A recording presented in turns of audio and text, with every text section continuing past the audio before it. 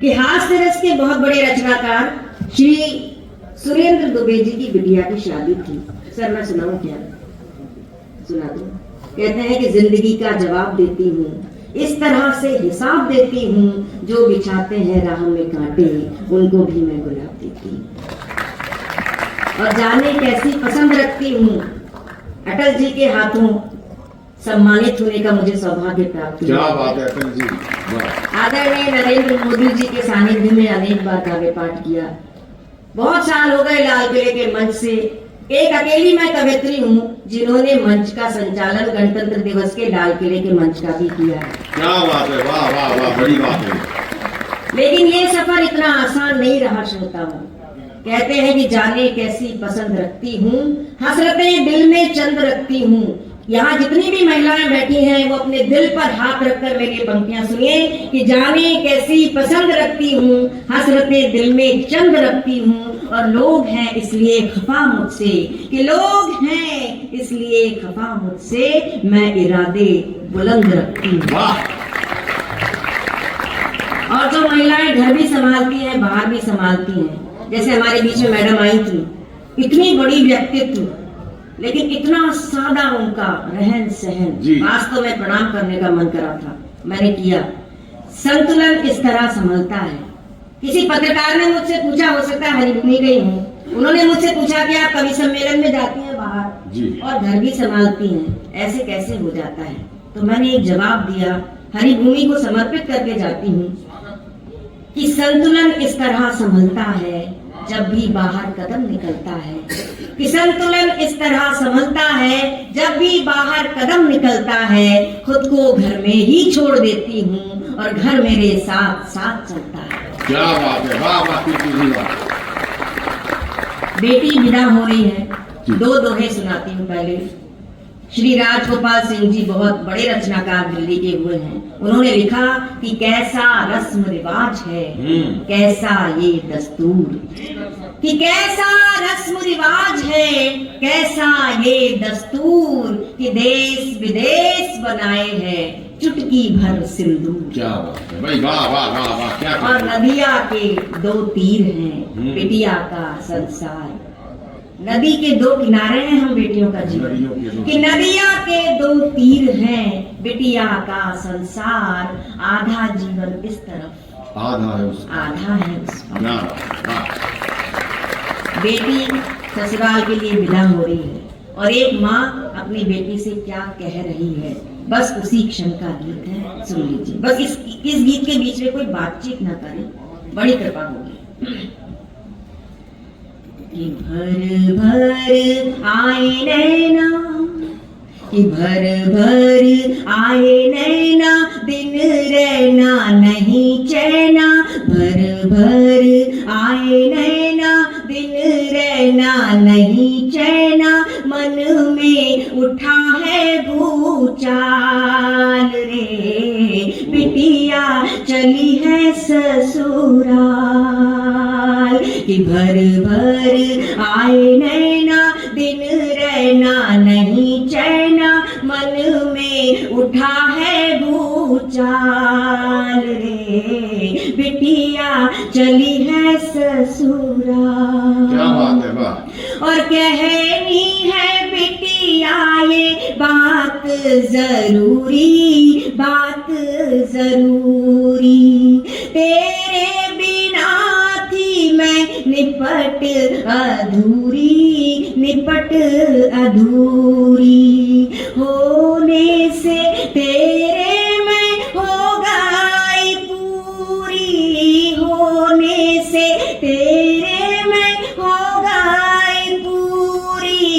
तू मेरे जीवन की है कस्तूरी। और माँ की दुलारी बिटिया, बाबा की प्यारी बिटिया। माँ की दुलारी बिटिया, बाबा की प्यारी बिटिया। कर दिया जीवन निहाल रे, बिटिया चली है ससुराल। और कल तक तो तू मेरी गोदी में सोती थी, गोदी में सोती।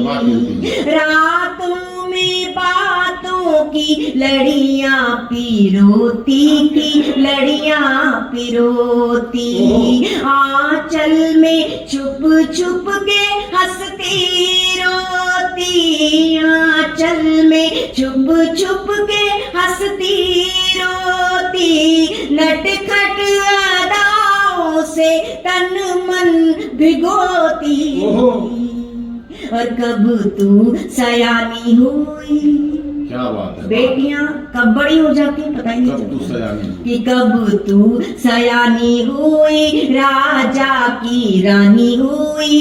कब तू सयानी हुई, राजा की रानी हुई। पल में गुजर गए साल रे, बिटिया चली है ससुर। क्या बात है, वाह वाह वाह वाह। और याद है तेरी वो तुतलाती बोली, वो तुतलाती बोली। झूठी मूठी रूठा रूठी सूरत वो भोली, सूरत वो भोली। प्यारी प्यारी गुड़िया की चुनर चोली, प्यारी प्यारी गुड़िया की चुनर चोली। नन्हे नन्हे हाथों की पहली रंगोली। और भूले बिसरे वादों की खट्टी मीठी यादों की, भूले बिसरे वादों की खट्टी मीठी यादों की। बैठी हूँ एल्बम निकाल, बिटिया चली है ससुरा। कमाल है ये रचना, कमाल है, वाह। और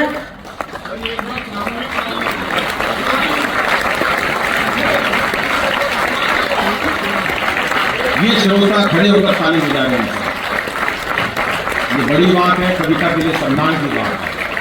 मुझे पता है मैं कैसे सुना पा रही हूँ। मेरी भी बिटिया की शादी तय हो गई है, नवंबर में मुझे उसे विदा करना है। आपकी शुभकामनाएं मिले कि वो अपने घर में बहुत अच्छे से रहे। कि लाड़ से पली बड़ी कोख की जाई, कोख की जाई। सुनहरे सपनों की गाढ़ी कमाई, गाढ़ी कमाई। आँख की पुतली तू हो रही पराई, आँख की पुतली तू हो रही पराई। कैसे दूं बिटिया मैं तुझको विदाई, कि छाती फटी सी जाए, कि छाती फटी सी जाए, दुनिया लूटी सी जाए। कैसे दूं हृदय निकाल रे, बिटिया चली है ससुरा। और एक भारतीय माँ क्या सीख देकर भेजती है अपनी बेटी को कि दोनों कुलों का तू मान बढ़ाना, मान बढ़ाना। रिश्तों को नातों को मन से निभाना, मन से निभाना। प्रेम से सबको ही अपना बनाना, प्रेम से सबको ही अपना बनाना। स्नेह के दीपक यूं ही जलाना। और फूले तेरी फुलवारी, माँ क्या आशीष दे सकती है कि फूले तेरी फुलवारी, आशीष से महतारी। फूले तेरी फुलवारी, आशीष से महतारी। रखना सभी का ख्याल रे, बिटिया चली है ससुराल रे, बिटिया चली है ऐसे श्रोता मैं हरी भूमि को बधाई देता हूँ। पूरा ऑडिटोरियम ये भरा है और इतने मन से लोग सुन रहे हैं, अद्भुत बात है। बस 2 बहन जी जा रही है, बाकी सारे बैठे हुए। हाँ बहन जी बैठो। हाँ वैसे खाना खुला नहीं है कि जा तो रही हो आप, लेकिन ये मस्ती की बात है और मस्ती जिंदा रहनी चाहिए। आप सर आप के काम से नहीं, फिर ये वाला जरूर करो, वरना 15 लोग उठ के जाएंगे। दिनेश भाई ने बहुत अच्छी कविता पढ़ी, लेकिन झूठ भी बोला बीच में एक। बाबूजी ये सर, अच्छा आपके लिए, अच्छा सर जी। एक झूठ दिनेश ने बोला कि मैं और अनिल भाई अमेरिका गए थे। भाई साहब मेरे पास पासपोर्ट नहीं है। ये कभी इतनी, सर आप तो बड़े मन से सुन रहे हैं भाई, आइएगा सर। सर क्या आप एक बार जोरदार तालियां सर के लिए बजा दीजिएगा। इतने झूठ बोलते हैं सर हमारे कभी कहीं जिसका कोई हिसाब नहीं है। अभी आएंगे 2-3 बताएंगे। वो 15 किताब लिख दी मैंने। अरे जब तेरी 14 किसी ने नहीं पढ़ी तो 15वीं तुम्हें लिखी। ये झूठ पे बाबूजी, अनिल अग्रवंशी अमेरिका मेरे साथ, पानी पी ले, ये पी ले। बाबूजी मैं सच बता रहा हूं, इतना इस मामले में इतना झूठा आदमी है दिनेश। जिनने भी आया था सही महाराज के कपड़े पहन के, मैं सच बता रहा हूं, मैंने इसको फोन करा 15 साल पहले। मैं दिनेश कहाँ? बोले अमेरिका। मैं किस लिए? बोला कवि सम्मेलन में गवर्नमेंट ने भेजा है। मैं इसको कवि सम्मेलन के लिए गवर्नमेंट ने अमेरिका भेज दिया। मैं साढ़ा आज तक सोनीपत तक नहीं गया। चलो कोई बात नहीं सर, हो जाता, कोई अगले की किस्मत है। अगले महीने फिर फोन हुआ, दिनेश कहाँ? बोले स्विट्जरलैंड। मैं यार पिछले हफ्ते अमेरिका तुम्हारा स्विट्जरलैंड शक हो गया। घर गया, घंटी बजाई का बेटा आया। बोला पापा कहाँ है? बोला भितर मम्मी के साथ बर्तन मांझे। मैंने नीचे टेलीफोन करा, मैं दिनेश कहाँ? बोले कनाडा। तू कहाँ? मैं दरवाजा खोल कनाडा के बाहर खड़ा हूँ। झूठ पे झूठ बोले जाने, झूठ पे झूठ, पर झूठ से वैसे कुछ नहीं होता।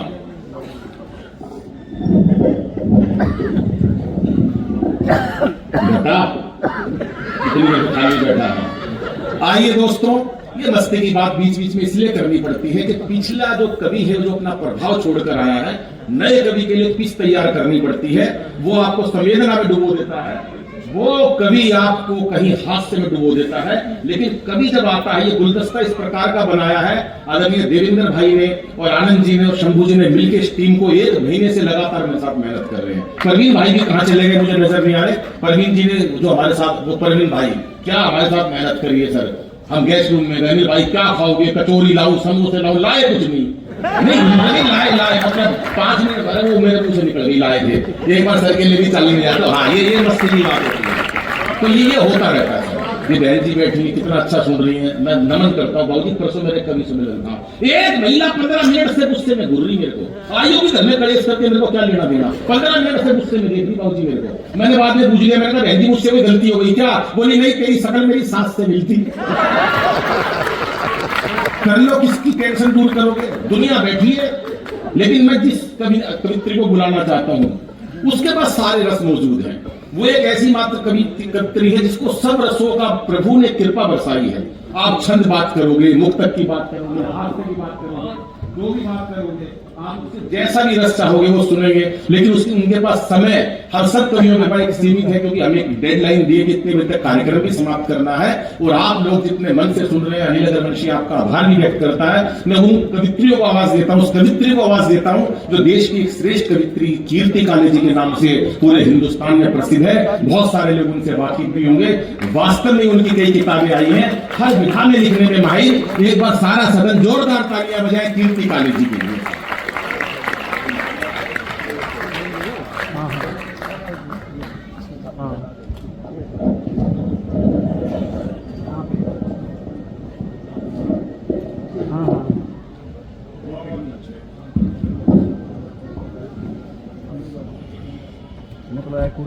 सबने बहुत अच्छा सुनाया। हर कवि के बाद 2-2, 3-3 लोग उठकर जा रहे हैं। कोई बात नहीं, जाने वाले को भी मैं प्रणाम करती हूँ। वो बता दूंगा आपको। हरी भूमि के इस कवि सम्मेलन में जितने मन से आप लोग सुन रहे हैं, वास्तव में तबीयत प्रसन्न हो गई। कोई नहीं, जहाँ अपने ठीक लगे ना वहाँ दे दियो। मैं इस कॉलेज में ऐसा लगता है पहले आई हूँ, लेकिन तब ये हॉल बना हुआ नहीं था, है ना। ये हॉल नहीं था, तब छोटा कुछ हॉल था यहाँ पर। उस समय मुझे ध्यान पड़ रहा है कि मैं यहाँ पर आई थी। लेकिन इतना सुंदर ऑडिटोरियम इस कॉलेज में बन गया है, इसके लिए आप लोग जोरदार तालियां बजाइए। बहुत ही सुंदर ऑडिटोरियम और माइक भी बहुत अच्छा है। सबने बहुत अच्छा सुनाया। हरिभूमि एक ऐसा अखबार है जो लगभग हिंदी बेल्ट के हर राज्य से प्रकाशित होता है और उसमें जो समाचार छपते हैं बड़े ऑथेंटिक होते हैं।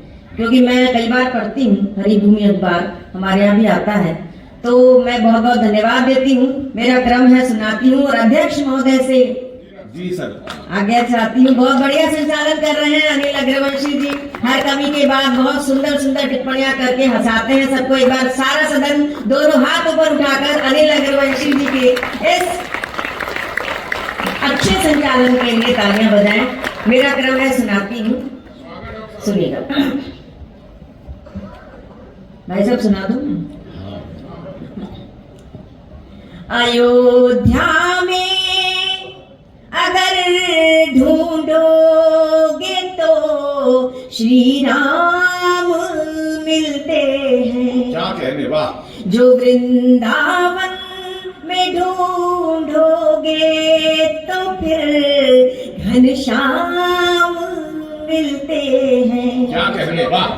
अगर काशी में ढूंढोगे तो भोलेनाथ मिल जाए। अगर काशी में ढूंढोगे तो भोलेनाथ मिल जाए। मगर माँ बाप के चरणों में चारों धाम मिलते हैं। मगर माँ बाप के चरणों में चारों धाम मिलते हैं। और नए की चाह में रिश्ते पुराने तोड़ मत देना। जितने नई पीढ़ी के लोग बैठे हैं सुने कि नए की चाह में रिश्ते पुराने तोड़ मत देना। और तरक्की खूब करना पर किसी को होड़ मत देना। और बुढ़ापे में पड़े उनको जरूरत जब सहारे की। क्या बात है, वाह। बुढ़ापे में पड़े उनको जरूरत जब सहारे की। कभी माँ बाप को तुम बेसहारा छोड़ मत देना। कभी माँ बाप को तुम बेसहारा छोड़ मत देना। और भले चूड़ी, अभी एक शो आया जिसमें इलाहाबाद या कोई लड़का है, उसने बड़ी अभद्र टिप्पणियां की। तो ऐसा क्यों होता जा रहा है, एक मुक्तक सुनिए कि भले चूड़ी भले पायल भले नाहार देना तुम। क्या बात है। ये शिक्षा का मंदिर है कि भले चूड़ी भले पायल भले नाहार देना तुम। और जन्मदिन पर भले मत कीमती उपहार देना तुम। और भले बंगला भले पैसा भले नाकार दे पाओ। बात मेरी आपके हृदय को स्पर्श कर जाए तो बताइए कि भले बंगला भले पैसा भले नाकार दे पाओ। मगर बच्चों को जीवन में भले संस्कार देना तुम। क्या बात है कीर्ति जी, वाह। बच्चों को जीवन क्या कह रहे हैं, वाह। भले संस्कार ना तुम। एक मुक्तक और पढ़ती हूँ, ये मेरे मिशन का मुक्तक है। धीरे धीरे हम लोग ये देखते जा रहे हैं कि शादियों में तरह तरह के व्यंजन, जिस शादी में जितने अधिक व्यंजन परोसे जाएंगे वो शादी उतनी बड़ी मानी जाती है। लेकिन कई लोगों को मैंने देखा है, हरी भूमि के लोग यहाँ हैं, तो आपके समाचार पत्र के माध्यम से मैं एक बहुत बड़ी समस्या की ओर इंगित कराना चाहती हूँ। बहुत सारे लोगों को देखते हैं, हम बफे सिस्टम में खाना खाने जाते हैं तो अपनी प्लेट में इतना सारा खाना ले लेते हैं और उसके बाद वो खाया नहीं जाता और सारा अन्न डस्टबिन में पड़ा हुआ मिलता है।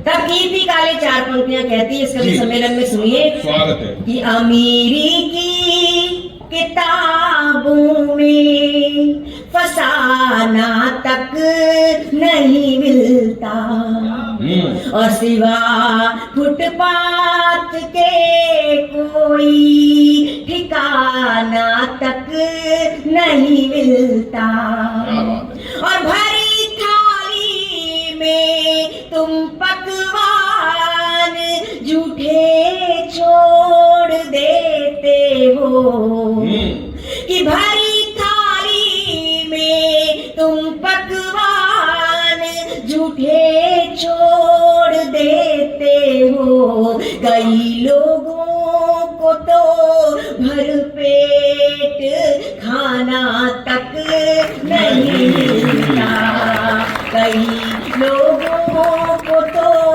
भर पेट खाना तक नहीं मिलता। ये दिनेश बावरा हैं। इनकी जब शादी का समय आया तो मैंने एक रिश्ता सुझाया। मैंने कहा देखो दिनेश, शादी करनी है तो करो, नहीं करनी है तो मत करो, लेकिन कम से कम जाकर लड़की तो दिखाओ। तो ये बोले कीर्ति जी मुझे तो पसंद ही नहीं है शादी से पहले लड़की देखने का कायदा, क्योंकि जब कुएं में कूदना ही है तो फिर गहराई नापने से क्या फायदा। इन्होंने मोबाइल की कविता सुनाई। तो आजकल मोबाइल का जमाना है, व्हाट्सएप का युग है, हंसाने का काम व्हाट्सएप करने लगी। एक लड़की ने लड़के को व्हाट्सएप पर मैसेज किया कि जिया बेकरार है, छाई बहार है, जल्दी आकर मिल ले वरना दूसरा तैयार है। एक मैसेज मेरे पास भी आया जिसे पढ़कर मैं बहुत हंसी। आपको हाथ बांध कर मत बैठिए, डर लगने लगता है। कहते हैं कि वक्त के पांव अनायास ठहर जाएंगे और गौर से देखोगे तो कुछ और नजर आएंगे और ध्यान से हमको सुनोगे तो हम रफ्ता रफ्ता कान के जरिए कलेजे में उतर जाएंगे। क्या बात है, वाह वाह वाह। तो कान से लेकर कलेजे तक की यात्रा मेरी कविताएं करेंगी। तो मैं कह रही थी कि एक मैसेज मेरे पास भी आया जिसे पढ़कर मैं बहुत हंसी। आपको सुनाती हूँ, हंसी आए तो रोकना मत। ठहाका लगाने का मन करे तो जोर का ठहाका लगाना, क्योंकि अभी तक तालियां बजाने पर, ठहाके लगाने पर जीएसटी लागू नहीं हुई है। मैसेज था कि मत ले जाना मेरा जनाजा उसकी गली से यारों, कि मत ले जाना मेरा जनाजा उसकी गली से यारों, नहीं तो उसकी माँ कहेगी कम वक्त मरते मरते भी एक चक्कर लगा गया।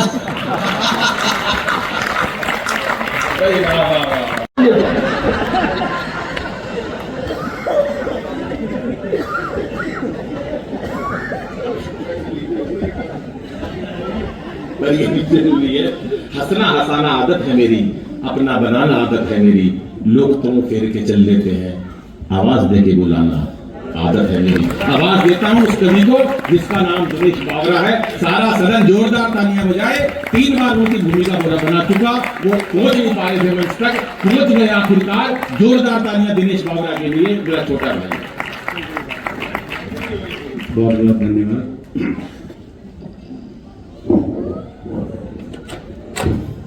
मेरे आते ही आप ऐसे शांत हो गए जैसे मेरी श्रद्धांजलि सभा में।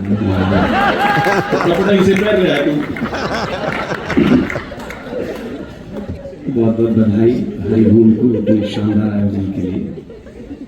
चाय कई बार आ चुकी है, दिल्ली में भी आ चुकी है। क्या ताकतवर चीज होती है चाय। दिल्ली में पूरी शराब पी गई। हाँ, देंगे, धीरे धीरे समझ में आएगा, मैं धीरे धीरे बोलूंगा। मेरे चेहरे को लेकर के बड़ा छीटा कसी की गई कि मेरा चेहरा माननीय अरविंद केजरीवाल से मिलता जुलता है। ये कोई बड़ी बात नहीं है। मेरी बीवी नरेंद्र मोदी की समर्थक है। हाँ, ये बड़ी बात है। अभी मैं कर दूंगा, टेंशन लेना नहीं बिल्कुल। लेकिन एक अच्छी बात बताने जा रहा हूँ, आप ये भी सोचिए। सर जी, अरविंद केजरीवाल जी खुद को दिल्ली का अमिताभ बच्चन समझ रहे थे, बीजेपी वालों ने रेखा खींच दी। भाई वाह वाह वाह वाह वाह वाह वाह, दुनिया कम थी आपकी, बैंड समझना आप। और ऐसी खींची है कि अब 27 साल और किसी की खिंचनी नहीं है। बीजेपी का मामला ही ऐसा भाजी, मैं बताऊं, बीजेपी का आदमी कोई बड़ा नेता वोट डालने जाता है ना मैडम, तो ईवीएम खुद कहती है साहब आपको आने की क्या जरूरत है। भाई वाह वाह दिनेश बाबू वाह, आप बहुत अच्छे। खुद ही पड़ जाते, गलत कह रहे हैं। क्या जलवा है साहब बीजेपी का। कांग्रेस कहती है पंजे का बटन दबाओ हमको जिताओ, पंजे का बटन दबाओ हमको जिताओ। अरविंद केजरीवाल आम आदमी पार्टी कहती है झाड़ू का बटन दबाओ हमको जिताओ, कहती है। आपके आगे पार्टी कहती है चश्मे का बटन दबाओ हमको जिताओ। बीजेपी ऐसा बोलती ही नहीं, वो बोलती तुम कोई भी बटन दबाओ। भाई वाह दिनेश, बहुत अच्छे, शाबाश, वाह, वाह। जीतेंगे हम ही, कोई भी बटन। मेरे पास 20 मिनट है, मैं छोटे छोटे छोटे। अरे अभी वित्त मंत्री जी वही कुमार, हाँ, हुकूमत की एक रिपोर्ट आई है कि गंगा इतनी प्रदूषित हो चुकी है कि पीना छोड़ो अब नहाने के काबिल नहीं बची है। इससे पता चलता है कि वो पाप होती है। अभी हमारी वित्त मंत्री गई निर्मला सीतारमण जी, जैसे ही डुबकी लगा के बाहर आई तो एक नागा बाबा दिख गए। वो बाबा पीछे पड़ गई, बाबा आशीर्वाद दे दो, मैं बजट अच्छे से पेश करूं, बाबा आशीर्वाद दे दो, भारत का मंत्रालय बहुत अच्छे से चला। वो नागा बाबा 10 मिनट सुना, 15 मिनट में भड़क गया, बोला मैं नागा बाबा हूं ही नहीं, भारत का टैक्स पेयर हूं। क्या बात है, वाह वाह। आइए सर आगे इनका भी स्वागत है सर। सर प्लीज, हाँ सर आपका स्वागत है। मैं कॉलेज में हूँ, मैं कॉलेज में हूँ, विद्या के आंगन में हूँ, शिक्षा के आंगन में हूँ। कुछ अच्छी बातें कहने का मन करता है। देखिए दुनिया बड़े बुरे दौर में है, ऐसा कभी कभी लगता है, कभी कभी। हाँ, दुनिया बुरे दौर में क्यों जानते हैं? क्योंकि मतलब की बात सबके समझ में आती है जी, लेकिन मतलब की बात सबके समझ में आती है, सबके समझ में आती है, लेकिन बात का मतलब कुछ कुछ लोगों के समझ में आता है। क्या और बात। जिनके समझ में आता है वही कवि सम्मेलन का श्रोता होता है। अभी आप मेरे लायक हुए नहीं, दूध को दूध, पानी को पानी कह दूं, मेघ की गर्जना दरिया की रवानी कह दूं, कैश ने लैला को जो भेजी थी निशानी कह दूं, सूर के पद मीरा की बानी कह दूं। अगर यूं ही चुप रहे तो कुछ कह न पाऊंगा, जरा सा साथ दो तो दुनिया की कहानी कह दूं। वाह वाह वाह वाह वाह दिनेश भाई वाह।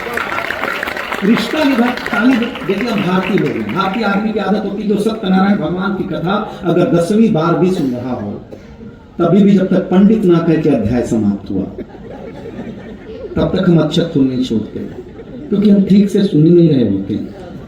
आपने पहली बार अनिल अग्रवंशी भैया को ठीक से सुन लिया होता तो इस बार संचालन मैं कर रहा होता। पहली बार आया हूँ, तो मैं आपको बता दिया करूंगा कि अध्याय समाप्त हुआ, वही ताली ठोकना मेरी भी इज्जत रह जाएगी, आपकी भी इज्जत रह जाएगी। पहला ऑब्जर्वेशन, हम पुरुष लोग स्वच्छता में भरोसा करते हैं, महिलाएं बिल्कुल नहीं करती हैं। हम पुरुष लोग नाई की दुकान में जाते हैं, बाल कटाते हैं, आकर के तुरंत नहाते हैं, क्योंकि हम स्वच्छता में भरोसा करते हैं। कभी आपने सुना कि कोई महिला ब्यूटी पार्लर से आने के बाद कार्यक्रम है, हम श्रृंगार की बात करें, हम परिवार की बात करें, और ये सब बातें बीच में तो छेड़ दिया। अरे बीच में क्यों छेड़ा? नहीं छेड़ा तो बैठ जा, तेरा क्या काम है? हाँ। तो ये सब लोग, ये आप देखोगे विभिन्न कविताएं मिलेंगी आपको। हाथ से भी मिला, वैन देखा आपने, वैन को किस ऑफिसर वैन की किस सीमा तक पहुंचाया है उन्होंने, वरना आजकल के टाइम में भाई साहब केवल चुटकुले, और आपने देखा होगा ऐसे लाफ्टर शो जिनका मैं नाम नहीं लेना चाहता, कितनी अभद्रता, अश्लीलता और कितनी गरिमा से नीचे की बात होती है। ये कवि सम्मेलन एक ऐसी विधा है जहां मंच का कोई भी कवि आपकी गरिमा से, अखबार की गरिमा से नीचे का काम नहीं करेगा, क्योंकि ये सरस्वती पुत्र हैं जो लिखते हैं, जो कहते हैं। मां सरस्वती खुद अवतरित होती है, तब जाके कहीं आपका पहुंचता है। 1-1 लाख की भीड़ में पड़ते हैं, कोई फर्क नहीं पड़ता। यहां पर 500,000 लोग बैठे हैं, 500,000 लोग बैठे हैं, श्रोता ज्यादा होते हैं। बहन जी, हमें लगता है हमें कौरव सुन रहे हैं, श्रोता आप जैसे थोड़े होते हो, हमें लगता है हमें पांडव सुन रहे हैं। आप सब मेरे लिए पांडव के समान हो। इससे ज्यादा चमचागिरी में आपकी कर नहीं सकता है। किसी ताली बजानी हो, बजाना मेरा खेल हो गया। ये बात हरियाणा का आदमी कह सकता है, बातें तो मक्खन लगाने में लग रही है। हरियाणा के आदमी का कोई मुकाबला नहीं है। तो मैं बंबई से उस कवि को बुलाना चाहता हूं जो बेहतरीन कवि है और आज पूरे देश में जिसका परचम लहराया हुआ है, जहां पर भी डिमांड होती है। पिछले 1 महीने के अंदर चौथे कार्यक्रम में मेरे साथ है। हाँ, इसके बाद तो ब्रेक ले, हम चले जाएंगे हमने। सर के लिए ताली बजा दो, बहुत मेहनत करिए। हाँ, इनके चेहरे पर भी मुस्कुराहट आनी चाहिए। देखो कितना मुश्किल काम है सारा मैनेजमेंट करना, उसके बाद आपको आमंत्रित करना। लगभग 1 महीने से पूरी हरिभूमि की टीम लग रही है। मैं उनको बधाई देता हूँ। हंसी में हम कुछ भी कह सकते हैं, लेकिन सच्चाई ये है। एक बार जोरदार तालियां। दिनेश भाई, मैं उनकी भूमिका बना रहा था कि वो हास्य के कवि है, तो हास्य की भूमिका भी होनी चाहिए। बंबई से इस कवि को जब दिख जाए, जब मैं बॉम्बे जाता हूँ, बहुत प्यार सम्मान मिलता है, पूरा ऑडिटोरियम मुझको सम्मान देता है। आज मेरा भाई छोटा यहाँ मंच पर आया है, आपका भी दायित्व बनता है कि हरियाणा की भूमि में अनिल अग्रवंशी के हरियाणा में वो आया है, तो जोरदार तालियां बजाए दिनेश बावरा के लिए।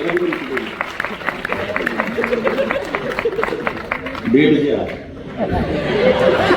नहीं करो सर, शुक्रिया। हमारे बीच में जोरदार तालियां बज जाएंगी तो उनका इलाज हो जाएगा। हर कवि केवल तालियों का भूखा इसलिए रहता है।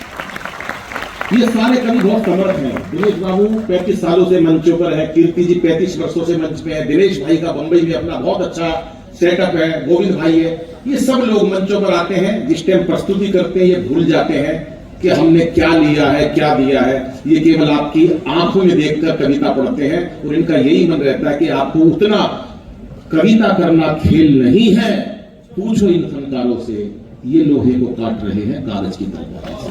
सारी रात निकल जाती है पंक्ति लिखने में, और वो बताते हैं जब आपके समक्ष तो तालियों की केवल गड़गड़ाहट चाहिए, वरना तालियों का क्या भाई साहब। ये बात 50 बार मंच से हो चुकी, लेकिन जब भी कहते तभी अच्छी बात होती है। एक कभी समझ में दिनेश ये गोविंद राठी लगा रहा है 1 घंटे तक, भाई साहब एक ताली नहीं बजाई, नहीं बजाई, अगले की मर्जी।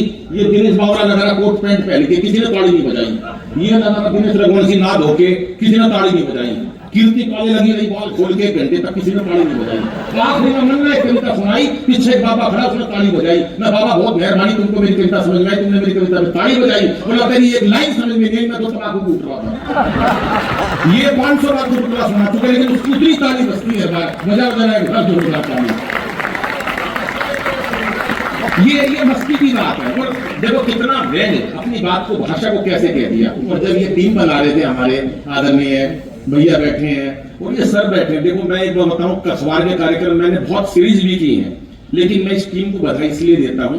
हरिभूमि की जो टीम है उसमें आदरणीय शंभू भद्र जी बैठे हैं। सर मैं आपको नमन करता हूं। एक बार आप स्थान पे खड़े होंगे, क्योंकि जो हमारी संस्कृति को जीवित रखे हैं आपको सब जानते हैं, लेकिन मैं चाहता हूं एक बार जोरदार ताली सर के लिए बजा दीजिए। हमारे भाई बैठे हैं आनंद कुमार जी। आनंद जी लगातार मुझसे जुड़े हुए हैं 1 महीने से, और मैंने अगर ये कहा कि इस कवि का चयन कर लो, उन्होंने ये कहा नहीं भाई आपको कैसा लगा पहला कवि, एक बार जोरदार तालियां बजा।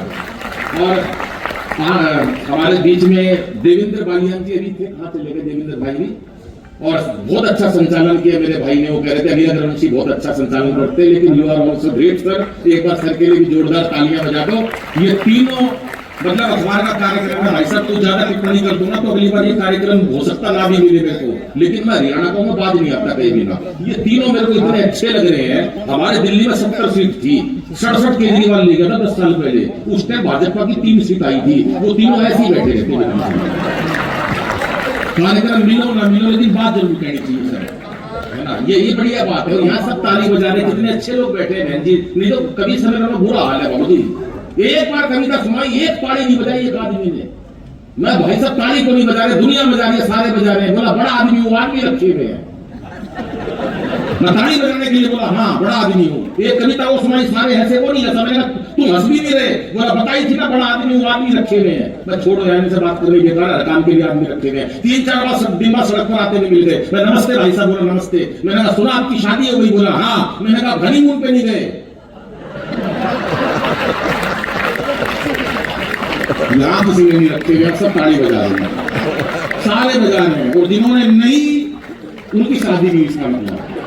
ये मस्ती की बात है। और यही चेहरे चाहिए, खिलते हंसते चेहरे साहब। ये मेरा हिंदुस्तान ये खिलते चेहरे ही चाहता है। अगर हम कथा सुनने जाते हैं भगवान राम की, कृष्ण की, तो हमारे को महाराज केवल खुश रहना सिखाते हैं। 2 ही बातें सिखाते हैं, घर कैसे चलाना, खुश होने के लिए, ईश्वर को कैसे प्राप्त करना, खुश रहने के लिए। हमारी गवर्नमेंट कुछ करती है खुश रहने के लिए, अखबार में कार्यक्रम करा खुश रहने के लिए। और ये वो अखबार है, पार्टी कोई भी हो, अगर सही बात होती है तो अपने समाचार पत्र में लिखते हैं। यही कवि की बात होती है, तो उसे बात अच्छी लगती है तो अपनी बात जनता तक कहते हैं। आदरणीय सर भी आ गए, जो बड़ी देर से बहुत देर मेहनत कर रहे थे। सर आप भी आइएगा। और हाँ बालियान जी और शंभू सर को तो मैं सर सही बता रहा हूँ, लोग सोचते होंगे कि मैं नहीं जानता। मेरा आज से परिचय नहीं है शंभू सर से, आज से नहीं है बाबूजी। मेरा 1856 से जाना पीछा नहीं है। ऐसे मत देखो, 1856 से है मेरी जाना। बाबूजी जिसका मन साफ होता है उसे पिछला जन्म याद रहता है, जिसका मन नहीं साफ होगा उसे भी कहां से जन्म याद होगा। मेरे को जन्म याद है बाबूजी, पिछले जन्म में शंभू सर को मैं जानता था। अब मैं वो बता दूं क्या लगते थे मेरे, मैं दर्जा पहुंचे, मेरे फूफा जी लगते थे। तो ये मैंने इसलिए दिया उदाहरण बाबूजी। फूफा का बड़ा हमारा हिंदुस्तान का कोई दर्जा नहीं है, सबका बड़ा फूफा जी दो, ये बड़ी बड़ी ऊंची पदवी है हमारे यहाँ। मेरे फूफा जी लगते थे। एक बात क्या सर, आपका स्वागत है सर। और मैं देखते देखते देख रहा हूँ पूरा ऑडिटोरियम भर गया। सर का स्वागत है, एक बार जोरदार तालियां सर के लिए बजा दीजिएगा। और सर का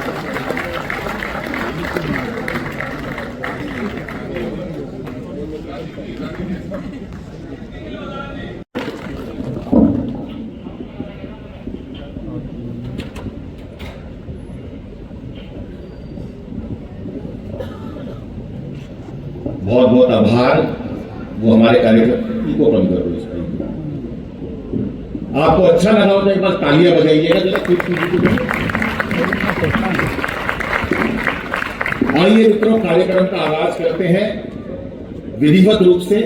और उसमें बहुत सुंदर वंदना उन्होंने बड़े स्वर के साथ, बड़े भाव के साथ पढ़ी। ये बड़ी बात है। अमित भाई बैठे, इनको कम कर दो, जब गाने में इनको ज्यादा चलता है ना। जैन से बड़ा कर दो, जैन से बड़ा। अमित भाई बैठे हैं ना, अमित भाई के लिए एक बार तालियां बजा दो साहब। ये लोग हमारे प्रेरणा स्रोत, ओलंपिक, पैरा ओलंपिक अवार्डी हमारे भाई को मैं बहुत बहुत शुभकामनाएं देता हूं। और बड़ा उनके लिए साधुवाद देता हूं कि आपने लाखों करोड़ों लोगों को प्रेरणा दी। ये प्रथम पंक्ति में जितने परोखी साहब बैठे हैं, ओम प्रकाश जी मैं नमन करता हूं। हमारी प्राचार्य जी कहाँ बैठी है, नमन, आपको भी नमन करता हूं, जिन्होंने इतना सुंदर ऑडिटोरियम हमारे लिए ये आज के कार्यक्रम में। भाई जैन साहब आपको भी प्रणाम करता हूं। आप बड़े यहाँ पर आप भी सांस्कृतिक कुछ न कुछ जगाए हुए हैं। आइए मित्रों, मैं पहले कवि को आमंत्रित करता हूं। पहले कवि से मतलब है कि वो कवि जो किसी भी कार्यक्रम की भूमिका बनाता है, और अगर पहला रंग एक अच्छा होता है तो पूरा कार्यक्रम हिट होता है। और वो पूरी टीम को ऐसे ले जाता है कि उसके बाद आने वाले हर खिलाड़ी को आसानी होती है। वो ऐसी पिच तैयार कर देता है जो हर कवि जो भी आता है फिर धड़ाधड़ उसकी सेंचुरियां चलती हैं। ऐसा कवि जो शुजालपुर से हमारे बीच में है, गोविंद राठी, अद्भुत व्यंग का कवि है, कोई उनका सानी नहीं है। व्यंग में आज देश में कई बार आपने, मैं नाम तो क्या लूं क्योंकि सारे कवि बड़े हैं, लेकिन अक्सर आपने देखा होगा कि कुमार विश्वास जी की टीम में वो अक्सर रहते हैं। मैं चाहता हूं कि वो आएंगे। और दोस्तों एक बात मैं आपसे निवेदन भी करता हूं, सोनीपत में कई बार कवि सम्मेलन में आया, या बहुत सारे लोग मुझे सुनते भी रहते हैं यूट्यूब पे या वैसे भी, लेकिन मेरा ये मानना है अगर एमपी की धरती से कोई हमारे बीच कवि आता है तो उसे ये नहीं लगना चाहिए अनिल भाई आपकी हरियाणा की धरती पे मुझे कम तालियां मिली। मुझे कम तालियां मिले कोई बात नहीं, लेकिन मेरे भाई को बहुत ज्यादा तालियां मिलनी चाहिए। एक बार सारा सदन जोरदार तालियां बजाए गोविंद राठी जी के लिए।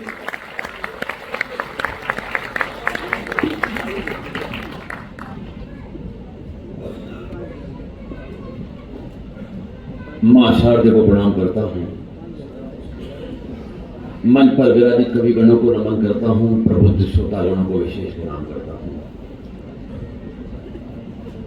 कवियों बंदर से अब एक बार विधिवत ताली बजाकर मुझे बता दें कि आप सुनना चाहते हैं। वाह। चार पंक्तियां पढ़ता हूं, बस चौथी पंक्ति के बाद मुझे भी ये महसूस करवा देना कि मैं जो दूरी तय करके यहाँ पे आया हूं तो वो ठीक तय की है मैंने। कुछ टूटे फूटे शब्दों से पहचान उगाने निकले हैं जी। क्या है हम कवि। कुछ टूटे फूटे शब्दों से पहचान उगाने निकले हैं, बंजर से बंजर धरती में भी धान उगाने निकले हैं, और इसी बात पर दे दो ताली, इस बेरंगी दुनिया में हम आंसू की फसलें बोकर मुस्कान उगाने निकले। क्या बात है भाई, वाह वाह गोविंद भाई, वाह वाह। प्रणाम करता हूं आपको। कुछ कुर्सियां खाली रह गई पीछे की, लेकिन कोई बात नहीं, एक सरदारी 1.25 लाख के बराबर होता है, वो यहाँ है। वाह।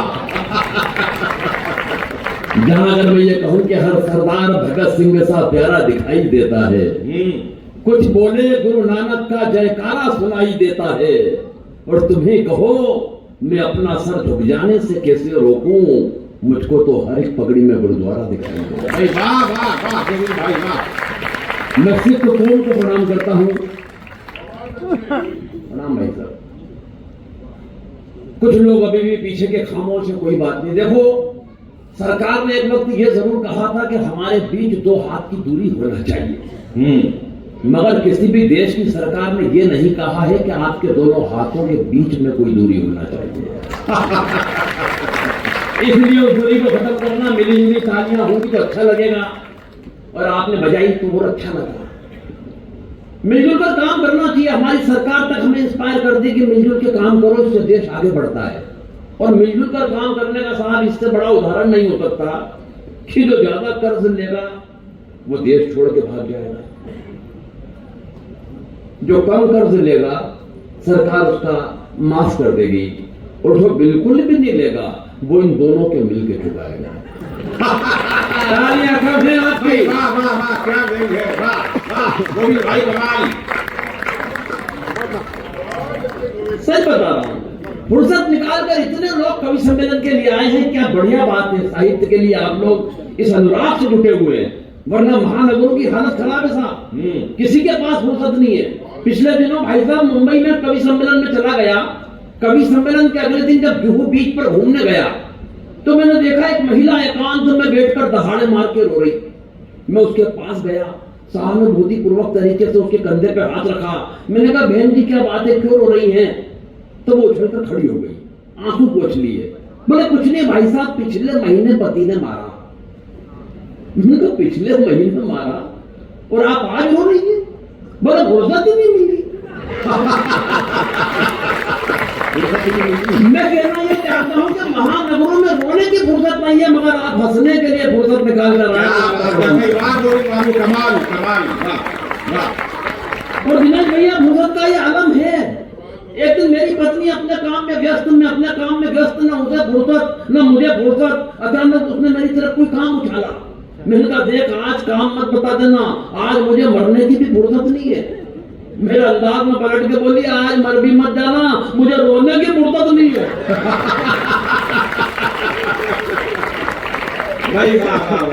तो हम तो यहाँ तक भी उनके हुए हैं। अभी मुझसे दिनेश भाई पूछ रहे थे, यार दादी जी पत्नी इज्जत नहीं करती, क्या कारण है? हाँ, मैंने कहा दिनेश भाई ये तो नहीं मालूम कि क्या कारण है, लेकिन ये बात आपने मुझसे पूछ कर जो मुझे इज्जत दी है। भाई वाह वाह गोविंद भाई, बहुत अच्छे, क्या बात। मेरी 7 पीढ़ी आपकी शुक्रगुजार रहेगी, बोले कि आपकी भी नहीं करती। भाई साहब मैंने जो जवाब दिया थोड़ा सा इंटरनेशनल है, लेकिन बस यहां से समझ लोगे तो पहुंच जाएगा, और पहुंच जाए तो अब शुरू करवाना, मुझे अभी शुरू हुआ नहीं हूं मैं। बोले भाई साहब क्या आपकी भी नहीं करती? मैंने कहा एक बात ध्यान रखना दिनेश भाई, हिंदुस्तान में अगर रुपए का मूल्य गिरता है तो उसकी गिरावट हर प्रांत में अलग अलग नहीं होती। भाई एक बार जरा जोरदार तालियां बजा दो साहब। कमाल कमाल गोविंद भाई, यू आर ग्रेट। अरे ये बोले सच बताओ क्यों नहीं करती? मैंने कहा एक बात ध्यान रखना दिनेश भाई, जब कोई लड़की मायके से बजा होकर ससुराल में आती है, अपने पिताजी को छोड़ के आती है, तो बदले में ससुर साहब मिलते हैं। माँ को छोड़ के आती है, बदले में सासू माँ मिलती है। बहन को छोड़ के आती है, बदले में ननद मिलती है। भाई को छोड़ के आती है, बदले में देवर मिलता है। मगर ऐसा क्या छोड़ा कि तुम मुर्ग में पलने पड़े? भैया ऐसा तो कुछ भी नहीं छोड़ा। मैंने कहा फिर एक बात समझ लो भाई कि जो चीज फोकट में मिली है उसकी इज्जत कौन कर रहा है? भाई वाह वाह गोविंद भाई वाह, जिंदा हम तो वो फोकती है सर। हालांकि मैं पत्नी पे कोई कविता लिखता नहीं सर, पत्नी पे कविता वो लिखता है जो कुंठित होता है। सच बता रहा हूँ, जिसकी अपनी पत्नी से अंडरस्टैंडिंग नहीं होती। अंडरस्टैंडिंग के मामले में मैं और मेरी पत्नी लाजवाब। क्या अंडरस्टैंडिंग है हमारी। 27 साल हो गए शादी को दिनेश भैया, मगर 27 साल की शादी की जिंदगी में उसने कभी मुझसे गंवार, मूर्ख, बेवकूफ, नालायक, पाजी, गधा, जाहिल ऐसे किसी शब्द का इस्तेमाल नहीं किया। कारण अंडरस्टैंडिंग इतनी कमाल की है, इतनी कमाल की है कि बस वो नजर भर देखती है और मैं समझ जाता हूँ इनमें से क्या कह रही है। भाई वाह वाह वाह वाह वाह वाह वाह वाह, भाई गोविंद भाई बहुत अच्छे, भाई कमाल कर दिया गोविंद भाई का। सच बता रहा हूँ, एक दिन मेरा शराबी बोला देखो टीवी, मैंने कहा क्या हो गया? बोले पिक्चर आ रही है शराबी, अमिताभ बच्चन की। अमिताभ बच्चन की फिल्म आ रही है शराबी। पूरी फिल्म में पट्टे ने एक बूंद शराब की नहीं पी, लेकिन जो एक्टिंग की है वो कितनी कमाल की है। मैंने कहा मूर्ख हो रहा, उससे बड़ा एक्टर में बड़ी कैसे है? मैंने कहा 27 बरस से रोजाना पीने के बाद जो नहीं पीने की एक्टिंग मैं कर रहा हूं वो तुझे क्यों नजर नहीं आती दिनेश भैया? और मैं तो भगवान का नाम पत्नी शब्द जब सुनता हूं ना तो मेरे पूरे शरीर में कपकपी होती है, ऊपर से नीचे तक धूसता हूं, सनसनी होती है। मुझे 27 बरस पहले का वो दृश्य याद आता है जब 7 फेरों के वक्त पंडित जी ने कहा कि बेटा ये सिंदूर की डिब्बी लो, इसे खोलो और इसकी मांग भरो। आज जब वो दृश्य कल्पना में आता है तो भगवान कसम ऐसा लगता है कि वो मांग नहीं थी, वो दरअसल नक्सलियों की एक सुरंग थी। कहानियां तो पूरा सदन इस बात पे बजाएगा कि सुरंग भी वो वाली थी जिसमें मैंने अपने हाथों से बारूद बुझाई है। भाई वाह वाह गोविंद भाई वाह, सही बता। और ऐसा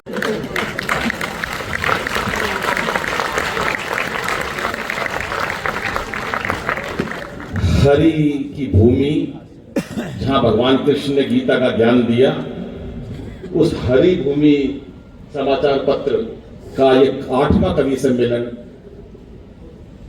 हम बहुत सारे लोग ये सोचते हैं कि समाचार पत्र शायद व्यवसायिक कार्यक्रम है, ये व्यवसायिक उद्योग बन गया है। लेकिन जहां यहां कवि लोग आते हैं और इतने कार्यक्रम, हम 8वां कवि सम्मेलन ये हो रहा है, उसके अतिरिक्त हरि भूमि जो कार्य कर रहा है, ये ना केवल सच्ची और अच्छी बात देश के नागरिकों तक पहुंचाता है, देश का सच्चा लोकतंत्र अगर कहीं नजर आता है तो हमें समाचार पत्रों से मिलता है। मैं चाहता हूं एक बार जोरदार तालियां हरि भूमि अखबार के लिए बजाइएगा साहब।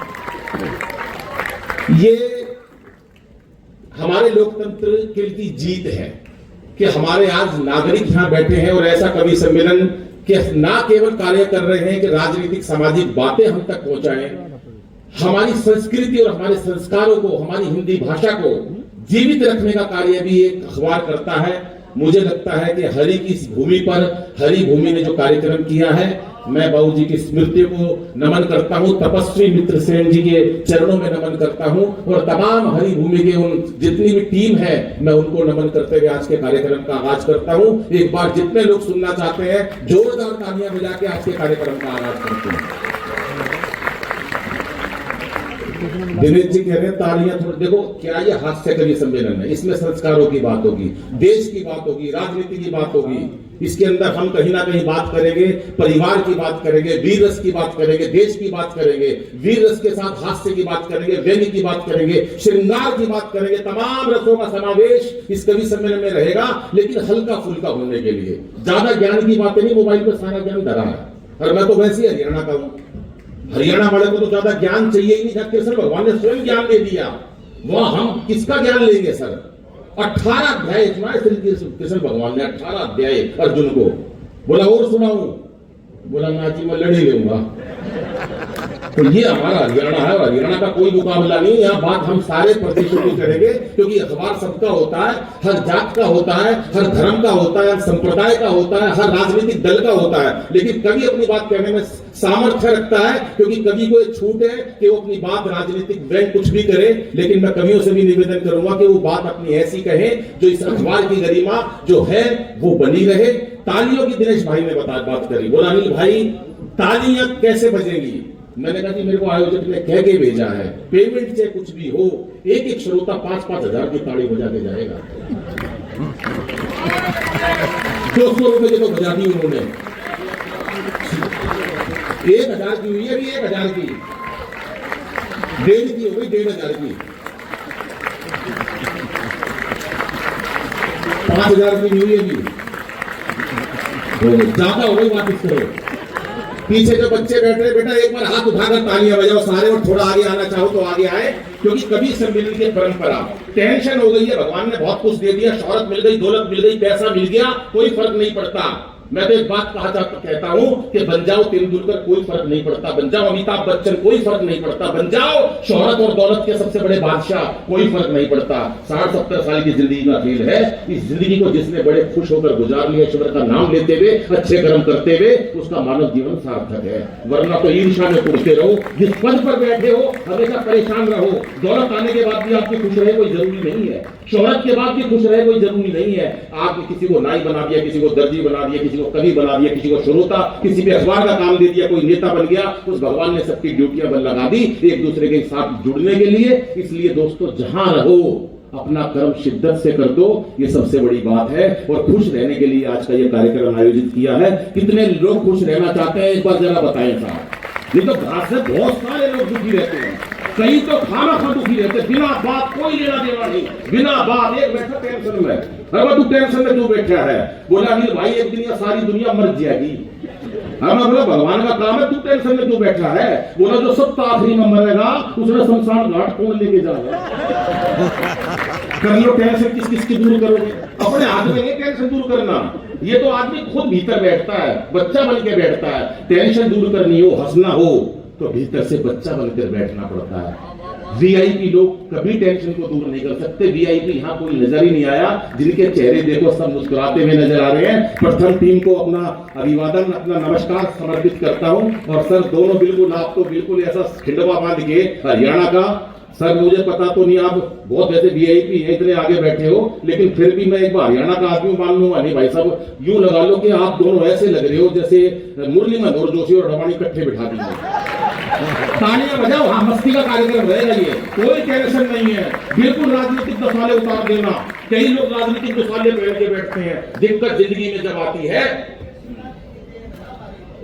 कृष्णा जी का भी अभी पूरा मुझे मालूम है सर, उनके तो चरणों में मैंने मंच पे आते नमन किया है। और कृष्णा जी है, मुझे जो गहलावत जी जो उन्होंने मेरे को बताया, जिस बारे में मुझे नहीं पता था, मैंने उनको चरणों में नमन इसलिए किया कि वो विधायक हैं, ये अच्छी बात है, पूर्व मंत्री हैं, ये अच्छी बात है। लेकिन इससे अच्छी बड़ी बात ये है कि उन्होंने उद्योग को जो कार्य दिया वो हमारे लिए प्रेरणा का कार्य है। मैं कवियों की तरफ से आपके चरणों में नमन करता हूँ। यहाँ हंसी की कोई बात है तो आम श्रोता सबके लिए ही है। हम टेंशन इसलिए नहीं रखेंगे साहब, जिंदगी में दिक्कत जब होती है, जब हम हंसी की बात को तो गंभीरता से लेते हैं और गंभीर बातों को हंसी में उड़ा देते हैं। जिसने जीना सीख लिया वो गंभीर बातों को गंभीर रखेगा, वरना लोग खामखा जरा सी बात पर टेंशन ले लेते हैं। कोई टेंशन नहीं लेनी भाई साहब। हम टेंशन किस लिए लें? ताली, परसों एक कार्यक्रम में गया, ताली नहीं बजा रहे लोग, नहीं बजा रहे, टेंशन हुई कवियों को, ताली नहीं बजा रहे। मैंने कहा मैं बजवाता हूँ भाई साहब ताली। मैंने तरीका बताया सर, मैंने कहा जितनी माताएं बहनें अपना दाया हाथ ऊपर करो। उन्होंने करा, करना बहन जी, दाया दाया, बाया नहीं बाया, दाया। इसमें अपने पति की फोटो देखो, कल्पना करो कोई मेरा पति है, अरे कल्पना करने की जा है, और दूसरे हाथ से ताली बजाओ। भाई साहब एक महिला ने 15 मिनट तक नहीं छोड़ा, मैं रोका, मैं डट गया, बोली नहीं आज नहीं मानू, आज मौका मिला नहीं। भाई तुमने तरीका बता दिया। अब वो आदमी खाली बैठे गोली बजाने, उनको कोई तरीका बताओ। किसी की हिम्मत नहीं जो लुगाई का फोटो देख के ताली बजा दो। ऐसे मर्द मैंने बहुत कम देखे बाबू जी। फिर भी मैंने कही, मेरी बात मान ली, मैं अनिल साथ है तो कुछ ना कुछ अच्छा ही होगा। मैंने कहा लेफ्ट हैंड ऊपर करो, करना बाबू जी जरा, हाँ लेफ्ट हैंड ऊपर करो। इसमें लुगाई की फोटो नहीं देखनी, इसमें उस बिचौलियों की देखनी जिसने क्या कराया। अब हाथ खड़े करके तालियां बजाओ जरा एक बार ये बात। हरी घड़ी का ये कार्यक्रम मुझे लगता है अपनी ऊंचाइयों तक जाएगा। तो जो कवि आज मंच पर आए हैं वो अद्भुत है। ये अद्भुत कार्यक्रम अद्भुत हमारे कवियों के साथ है। ये वो कवि हैं जिनको मैं भी सुनना चाहता हूं, वरना कवियों को कवि सुन सुन के बोर हो जाते हैं। वो लगता है कि वही बात, लेकिन जो कवि मंच पर है उनको आप तो सुनेंगे, मैं भी सुनना चाहता हूं। मैं छोटा सा इंट्रोडक्शन इस तरफ से परिचय देता हूं। मंच के बाईं ओर बैठे हैं दिनेश बावरा। कई आपने टीवी सीरियल में भी उनको देखा होगा। और आज हिंदुस्तान और हिंदुस्तान से बाहर दिनेश बावरा जी ने जो पहचान बनाई है, मुंबई से चलकर हमारे बीच में आए हैं। मेरा छोटा भाई दिनेश है। एक बार जोरदार तालियां दिनेश के लिए बजा दीजिएगा, दिनेश बावरा जी। उसके बाद जो बराबर में दूसरे कवि बैठे हैं, सुजानपुर मध्य प्रदेश से हमारे बीच आए हैं। ये पूरा हिंदुस्तान इकट्ठा है यहाँ पर। ये वो कवि है जिन्होंने व्यंग, हमारे हास्य के साथ एक व्यंग होता, अपनी बात को कहना, सामने वाला श्रोता अपने आप समझ जाता है। उस व्यंग की परिभाषा अगर देश के श्रेष्ठ 3 कवियों में कोई जानता है, उसका नाम गोविंद राठी होता है। मैं चाहता हूं एक बार सारा सदन गोविंद राठी के लिए ताली बजाओ। आवाज बढ़ा दे, हेलो, और बड़ा, और गटा वही करते जा थी। ये मैं इसलिए करवाया है, हम सारे मेहनत कर रहे, तुम खाली बैठे हो। मैं खाली नहीं बैठे, तो भाई किसी में यहाँ कोई खाली, हरियाणा में कौन खाली बैठ जाएगा? चौधरी खाना खा रहा था, पास में कुत्ता आके बैठ गया। चौधरी ने सोचा एक रोटी होती इस कुत्ते को दे देता, थाली में रोटी खत्म। उसने अपनी पत्नी को आवाज दी, अंदर से रोटी ला। बोली जी कोई रोटी नहीं है, मैंने रसोई साफ कर दी। बोला फिर एक काम कर, भीतर का तू लट लेना, खाली तो कुत्ते ने नहीं जाने दी कि मैं करके जरूर छोड़ूंगा। तो हरियाणा का आदमी भाई साहब किसी को चैन से, मतलब बहन जी कितना खुश है, ये सब लोग अच्छा लग रहा है। एक परिवार के कार्यक्रम में आए हैं। और मेरी तो, मैं इस मंच पर आकर क्यों ज्यादा उत्साहित हुआ, क्यों कुछ हुआ, क्योंकि आप सब लोग मेरे लिए पूजनीय हैं। और विशेष बात यह है कि मेरी दोनों सगी बहनें सोनीपत में उनकी शादी हुई है। तो मेरे लिए तो ये एक ऐसी जगह है जहाँ पर हमारे जीजा श्री भी महेंद्र बंसल जी सामने बैठे हैं। ये भूमि मेरे लिए बचपन से 40-45 वर्षों से मैं सोनीपत आ रहा हूं। तो मुझे लगता है कि मैं अपने परिवार में आया, इसलिए औपचारिकता की कोई बात नहीं, पूरी मस्ती से उत्साह के साथ इस कार्यक्रम को करेंगे। अगला जो नाम है वो कीर्ति काले जी का है। जिस टाइम मैं मंचों पर आया, मैंने कीर्ति जी को नीचे बैठकर सुना और मुझे लगता है कि हिंदुस्तान में पिछले 40 वर्षों से जो श्रेष्ठ 3 या 4 नाम कवित्रियों में शामिल होते थे, शुमार होते थे, उसमें यह सोचते थे लोग कौन श्रेष्ठ है। तो एक वक्त फैसला कर देता कि श्रेष्ठ कौन है। कभी हम कहते थे ये श्रेष्ठ है, कभी ये कवित्री श्रेष्ठ है, लेकिन पैमाना उस बात का पब्लिक अपने आप दे देती है कि आज उनकी डिमांड पहले से भी ज्यादा है। देश के 80% कार्यक्रमों में जो श्रेष्ठ कार्यक्रम होते हैं उनकी सहभागिता रहती है। ऐसी कीर्ति काले जी हमारे बीच में है, मूलतः ग्वालियर से हैं। एक बार जोरदार तालियां कीर्ति काले जी के लिए बजा दीजिएगा, समर्थन में लिखते हैं वो। और ये दिनेश रघुवंशी भाई, मुझे लगता है कि हम लोग अगर रिश्तों की बात करें, संस्कारों की बात करें, अगर हम बात करें, जो हिंदुस्तान है ये रिश्तों का देश है। अमेरिका के पास होगी ताकत पैसों की, जापान के पास होगी टेक्नोलॉजी की ताकत, चाइना के पास होगी कुछ व्यापार कर लिया होगा उसने, लेकिन अगर रिश्तों की ताकत है, संस्कारों की ताकत है, तो मेरे हिंदुस्तान में है। और उस संस्कार को गाने वाला देश का अद्भुत कवि मेरा भाई, मेरे बड़े भाई, मेरे आदरणीय दिनेश रघुवंशी जी। एक बार जोरदार तालियां दिनेश जी के लिए बजा दीजिएगा। अब सुन लो, जितनी बात मैंने कही, चाहे कोई मुंबई का आया हो, चाहे कोई लंदन का आया हो, चाहे कोई श्रेष्ठ कवित्री हो, चाहे कोई दिनेश रघुवंशी जी बड़े कवि हो, इन सबसे उच्च धरती पर अगर कोई कवि है तो सर बुरा मत मानना, ताली थोड़ी बजाइए। 4 लोगों ने ये जलते हैं मेरे से भाई साहब, किसी भाई मैं ज्यादा फिर मैं टेंशन में नहीं रह सकता सर, हास्य का कभी ज्यादा टेंशन में रह नहीं सकता, टेंशन में रख भी नहीं सकता किसी को। तो आइए इस कार्यक्रम का आगाज करते हैं। हाँ, फोटोग्राफर भैया खींच लो सबकी photo. Sir sir sir sir मेरी भी खींच देना सर, बस ये मेरा निवेदन है सर। आइए दोस्तों, कार्यक्रम का आगाज करते हैं। कोई भी कार्यक्रम होता है हमारा मां सरस्वती की वंदना से आरंभ होता है। मैं सबसे एक बार मैं रूबरू भी कराना चाहूंगा जो हमारी टीम है, लेकिन उससे पहले आगाज करते हैं मां सरस्वती की वंदना का। विद्या की देवी, धन की देवी, शक्ति की देवी, हमारी तमाम 9 देवियां जिनका नवरात्रे आने वाले हैं उनका पूजन करेंगे। सरस्वती देवी हमारी जबान पर विराजमान रहती है। हम तमाम व्यापार, हमारी पूरी पर्सनैलिटी, हमारा व्यक्तित्व हमारी जुबान से झलकता है कि हम क्या कह रहे हैं। उसी ज्ञान और विद्या की देवी मां सरस्वती, उनकी वंदना के लिए मैं कीर्ति काले जी को आमंत्रित करता हूं। दोस्तों, आप जोरदार तालियां बजा के कीर्ति जी का स्वागत करें। पूरा सदन तालियां बजाएं। मैं आदरणीय कीर्ति जी को आमंत्रित करता हूं।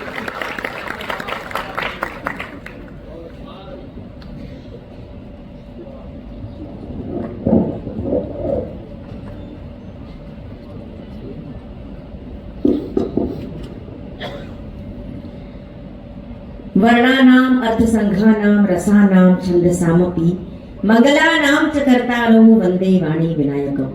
शब्दों, अर्थों, शब्द प्रबंधों की अधिष्ठात्री माँ वागीश्वरी को प्रणाम करती हूँ।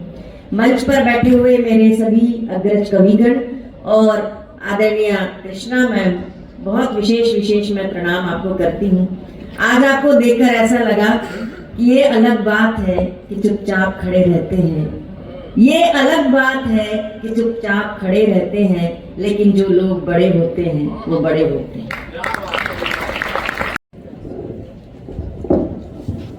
मां सरस्वती को नमन करता हूं, पावन मंच को प्रणाम करता हूं और आपकी उपस्थिति को नमन करता हूं। वहां के अच्छे 15 लोग